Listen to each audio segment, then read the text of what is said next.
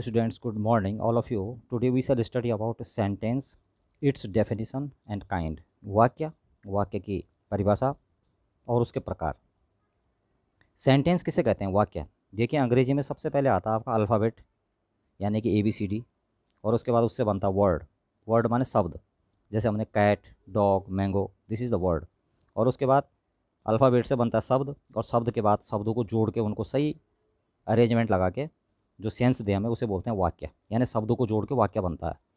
तो अब सेंटेंस किसे कहते हैं? A group of words which makes complete sense is called a sentence, यानी कि शब्दों का वह समूह जो पूर्ण अर्थ व्यक्त करता है, वाक्य कहलाता है।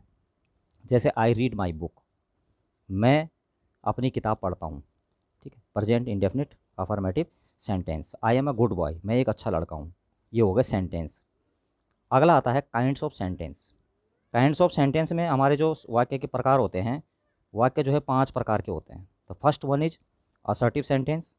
अ sentence which states and describes about something is called N assertive sentence, यानी जिस वाक्य में किसी कार्य के होने या न होने का भाव पता चलता है और कर्ता माने सब्जेक्ट के संबंध में जानकारी प्राप्त होती है। Which gives us information about the subject, what is subject doing और नॉट डूइंग, उसे हम असर्टिव सेंटेंस यानी साधारण वाक्य यानी सिंपल सेंटेंस भी कहते हैं। एग्जाम्पल में हमने देखा इसमें उदाहरण में, my father goes to market, मेरे पिताजी बाजार जाते हैं, यानी कि present indefinite affirmative sentence. Father, इसमें माई फादर थर्ड पर्सन है, इसलिए क्रिया की फर्स्ट फॉर्म के बाद एस या ES जुड़ जाता है। इसकी जानकारी आपको टेंस वाले उसमें अगले भाग में देंगे, टेंस में, जिसमें हम टेंस का अध्ययन करेंगे।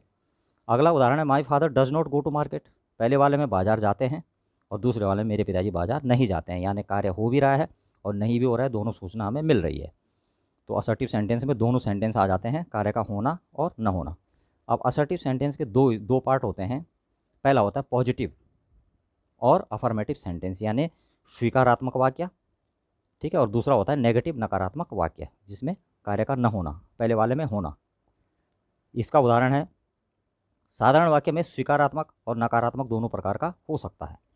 तो पहला आता है आपका positive sentence, the baby is sleeping, बच्चा सो रहा है, ठीक है, प्रेजेंट कंटिन्यूअस टेंस, ठीक है, अफर्मेटिव सेंटेंस है, बच्चा सो रहा है, जानकारी मिल रही है कि बच्चे के द्वारा सोने का कार्य किया जा रहा है।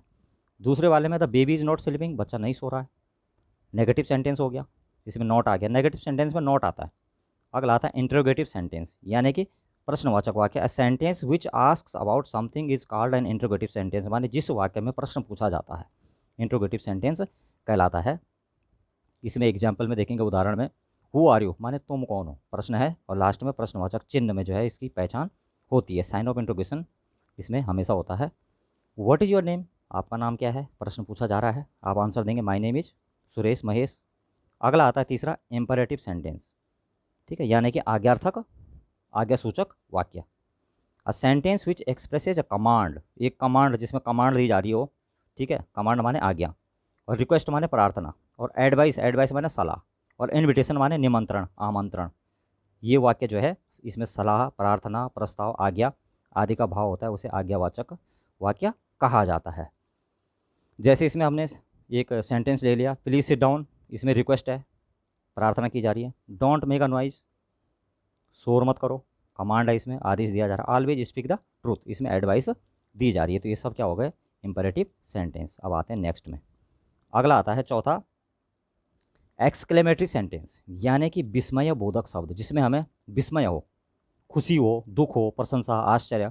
अ sentence which expresses some sudden feelings, sudden feelings माने अकस्मात जो हमारे मन में भाव आते हैं, उनकी हमारे हार्ट में उठने वाली जो भावनाएं हैं उनको ये दिखाता है, उसको क्या बोलते हैं? Exclamatory sentence. जिन वाक्यों में खुशी, दुख, प्रशंसा, आश्चर्य आदि का भाव होता है, उसे विस्मय बोधक वाक्य कहा जाता है। इसके अंत में एक विस्मयादि बोधक चिन्ह भी होता है, इसमें अंत में, hurrah, we have won the match, हम मैच जीत गए, ठीक है। इसमें जॉय माने खुशी, प्रशंसा की जा रही है, जॉय प्रकट किया जा रहा है, खुशी हो रही है। ओ ही इज़ अलाइव, अरे वो अभी जिंदा है।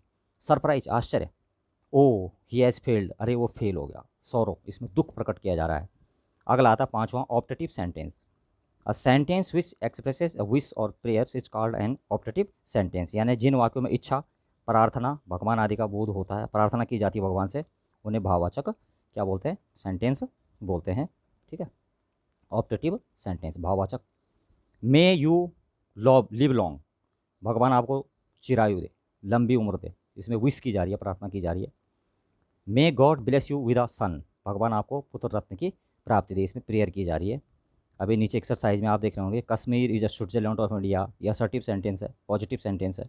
नेवर टेल अ लाई, ये इंपरेटिव सेंटेंस है। नेवर टेल अ लाई, तो ये क्या है आपका इंपरेटिव सेंटेंस, ठीक है।